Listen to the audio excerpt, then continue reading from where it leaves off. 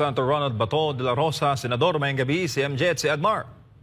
Mayong gabi kanyo, MJ o Gadmar, o sa tumatig paminaw, mayong gabi. Senador, sir, nung nakarang araw, viral na viral po yung inyong video sa Senado. Nagigil kayo doon sa kay Ginang Mary Ann Maslog. Ano bang kwento noon, Senador? At mukhang mainit ang ulo nyo sa kanya. Well, yun nga, sa sinabi ko, alam ko meron akong iwan information. Very highly reliable source of information. Confirmed by other source na si Maslog. Kaya yan, anong papel niya doon, di ba? Bakit siya nandoon? Pumapapil sa kay Alice Go. Pumapasok pa doon sa kulungan ni Alice Go 2 beses para kumbinsihin si Alice Go na pumirma ng affidavit ng mag-implicate kay Pangulong Duterte, ako, Senator Bongo, General Karamat, yung pati yung isang general may picture na kasama yung Chinese, si General Benji Acorda.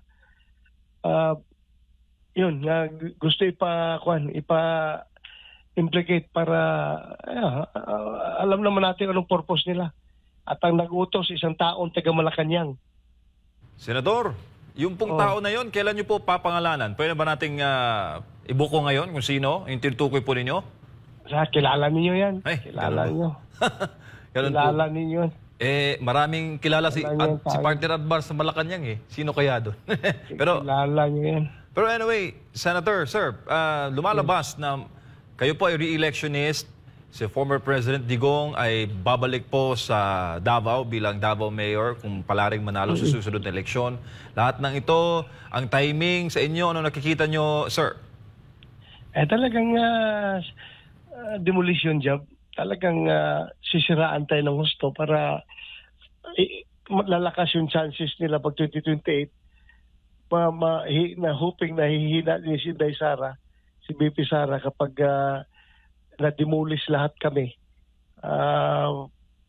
Maapektuhan din yung chances ni BP Sara. So yan ang pinaka-grand design. Opo, lalo po, Senador, na bukod po sa Senate, meron din pong quad investigation sa House of Representatives. Talagang hinahabol, Senador, lahat ng mga may kaugnayan sa mga Duterte. Kaya nga ibang klase na, no? Ang pinapaniwalaan na nila yung Drug Lord, Drug Lord na yung kanilang pinapaniwalaan para idiin yung mga Duterte allies, Drug Lord na kanilang person. Opo. Sir, nabanggit po ninyo sa video na nagba-viral na ipipin down nyo po ninyo itong si Mary Ann Maslog. Maaari po ba ng maraming malaman, sir, kung kailan po ninyo ito balakawin? Excited po yung taong bayan sa inyo pong susunod na hakbang. Sabi ko, ibig sabihin doon na mapin down ko siya sa kanyang papel na ginagampanan bilang inuutusan ng taga Malacanang na para papirmahin ng affidavit si Alice Go. Yun, pin down siya doon dahil wala siyang kawala doon. Very, very reliable yung aking informasyon. Sir, sa pagkakalat po ninyo, bilang dati rin pong hepe ng Philippine National Police, na-monitor na ba ninyo itong si Mary Ann Maslog doon, sir, nung kayo pa ay Chief PNP? At may alam po ba kayo sa pagkatao ho nito? Marami po kasing reports na itong ginang na ito ay dineklara ang kanyang sarili na patay na, kaya hindi po siya mahabol-habol ng mga otoridad.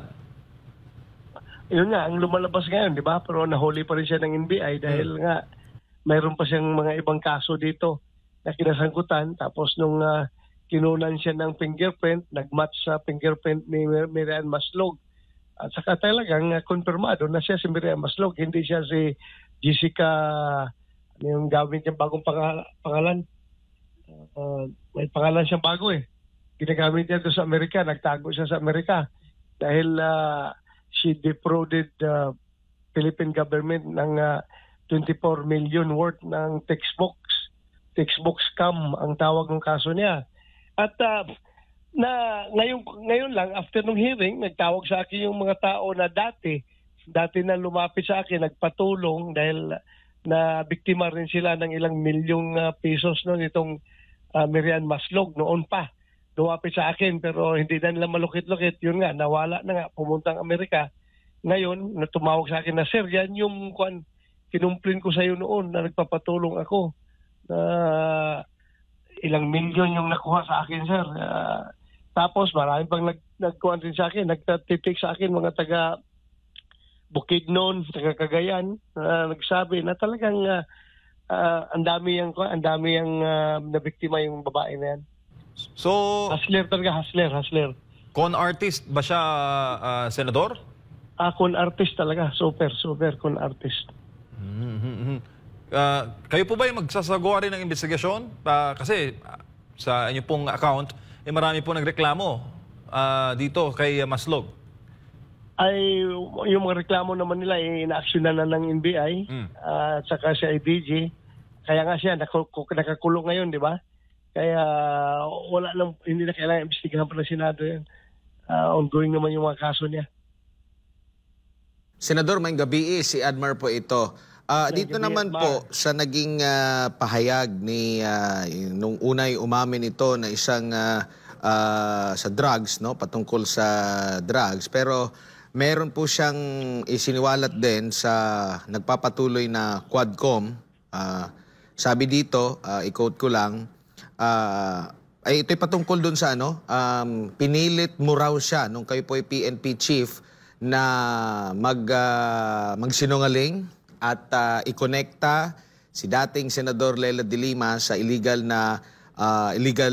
drugs. Sabi pa niya dito, i-quote, isa sa sumundo sa akin ay si Police General Bato de la Rosa kung saan sinabi niya sa akin na idawit ko si Peter Lim sa kalakaran ng droga sa Pilipinas, pati na rin daw si Leila de Lima para madiin, at bago pa man yon, pinilit nila ako na umamin na ako ay may kinalaman sa droga. Ano po masasabi niyo po dito, Senador? Admar, isa-isahin ko, no? Kung gaano kasinungaling yung gago na yan. Kasi kung sabi ko, pag makita ko, suntukin ko yung mukha niyan eh. Sobrang kasinungaling. Alam mo, unang-una, sabi niya, doon sa Quadcom na sumulat daw siya, nag-request daw siya na umuwi sa Pilipinas para harapin yung kanyang problema. Napakasinungaling. Pakita ko sa iyo yung news report ng Al Jazeera ba yun? Anong stasyon doon sa Abu Dhabi? Nandoon ang report na siya, kasi ganito nangyari niyan, kaya yan nahuli. Dahil missing na yan dito, di ba? Lumayas yan. Nagtago doon, nag-abroad, pumuntang Hong Kong, tapos pumuntang Dubai, Abu Dhabi. Ngayon, merong isang OFW na nakabase sa Abu Dhabi na nakakaalam sa kanya location kung saan apartment siya nagtatago, saan siya nag-stay. Kumontak sa opisina natin, sa Office of the Chief PNP. Kaya, pinapapalo up ko sa ating AIDG. Yung AIDG natin, tumawag doon sa yung ating police attaché sa Abu Dhabi para mag-coordinate doon sa Abu Dhabi Police na hulihin yan. So, yung informasyon nanggaling sa ating opisina. So, yun. Pinapunta ko yung si General Dilbo, si General Pero, pinapunta ko doon sa Abu Dhabi para mahuli yung si Kerwin. So, nagpatulong sila doon sa Abu Dhabi Police. In short, hinuli yan doon. Nung hinuli, turn over sa police attaché natin.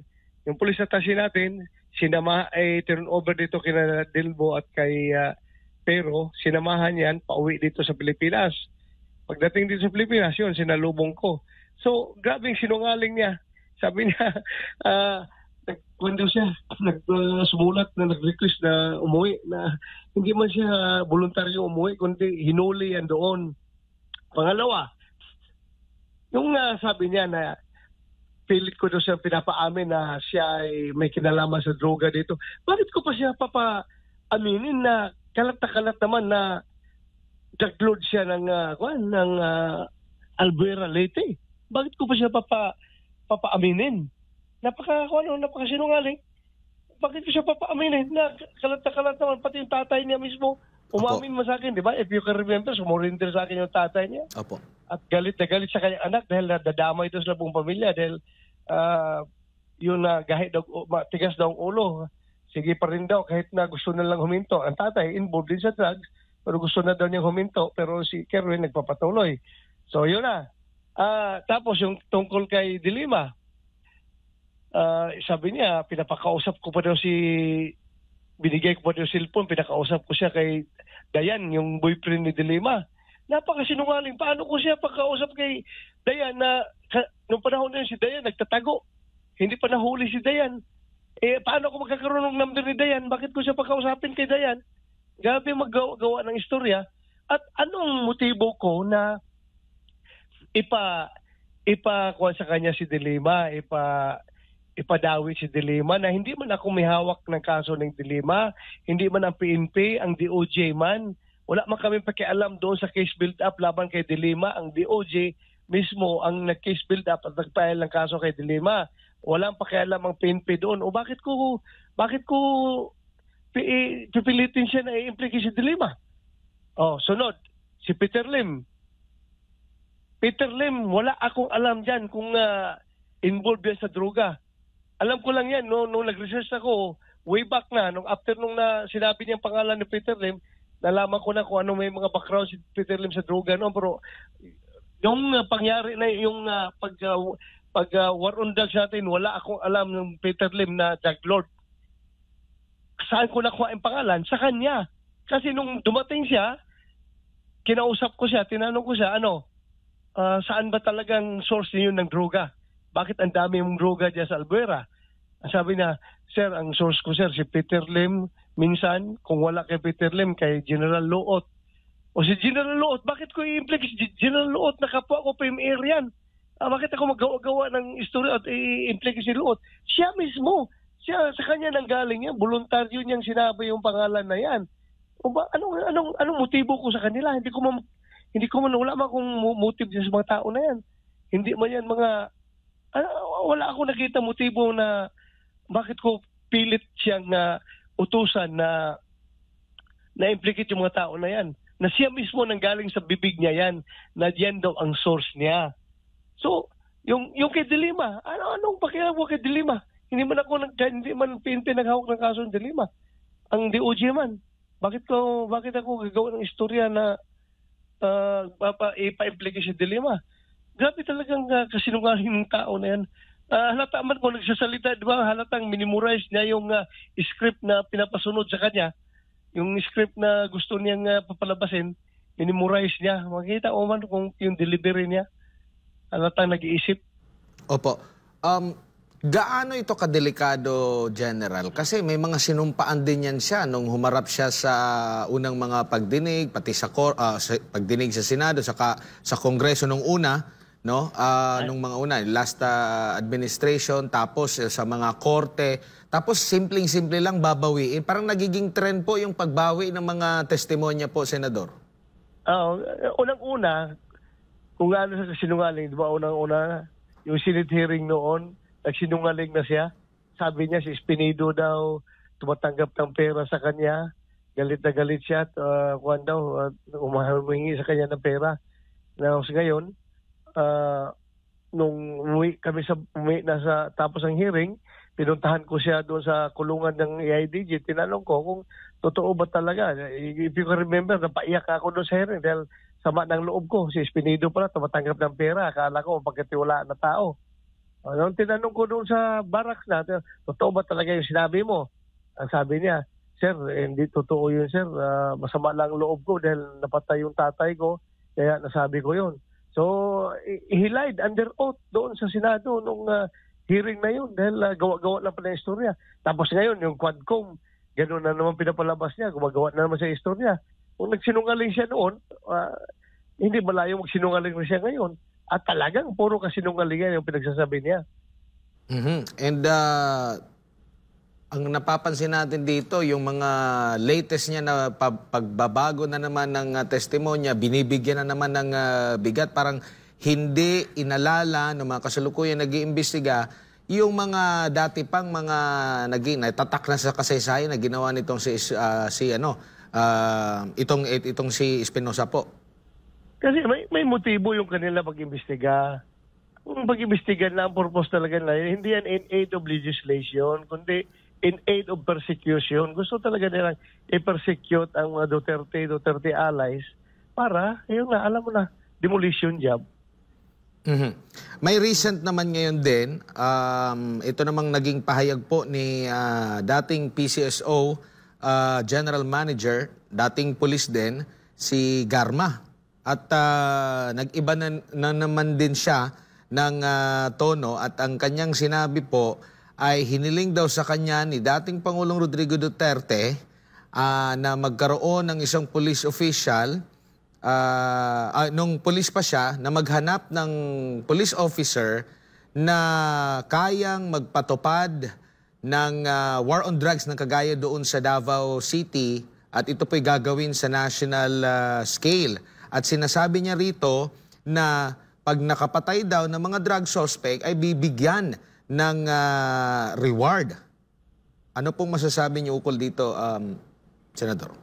Ewan ko kasi hindi ko man talaga hawak yung tao na yung babae na yan. Hindi man talaga yan, hindi man close sa akin yan. Hindi, ang relationship namin is normal lang. Bilang chief PNP to a subordinate, yun lang ang aking treatment sa kanya. Wala akong special relationship yan. Nung nasa yan dito sa Davao, nung nag-city director ako, wala na yan dito sa Davao. Dati yan, assign kaya naging kaibigan ni Pangulong Duterte dahil assign yan dito sa Davao noon. Pero nung nag-city director ako, wala na yan dito sa Davao. Pero ang naalala ko, Senador, kasi matagal din akong nag-cover sa inyo nung kayo po ay hepe pa ng Davao City Police Office, kayo po yung isa sa mga pinagkatiwalaan dito sa Tokhangyo. At kayo po yung nanguna. So, kung pagbabasehan natin itong sinabi ni Garma, nitong bago na pinahahanap daw siya ni PRRD ng pulis na kayang mag-implement ng war on drugs sa Davao, sa national scale, kayo po yung isa sa mga nanguna doon sa bakit kailangan pa na maghanap na kayo ang nanguna dyan sa Davao City sa war on drugs and at the same time, naging PNP chief din po kayo at in-implement nyo itong style ninyo sa Davao sa war on drugs sa national scale. Hindi ko alam kung ano yung pinagsasabi niya. Hindi ko alam talaga.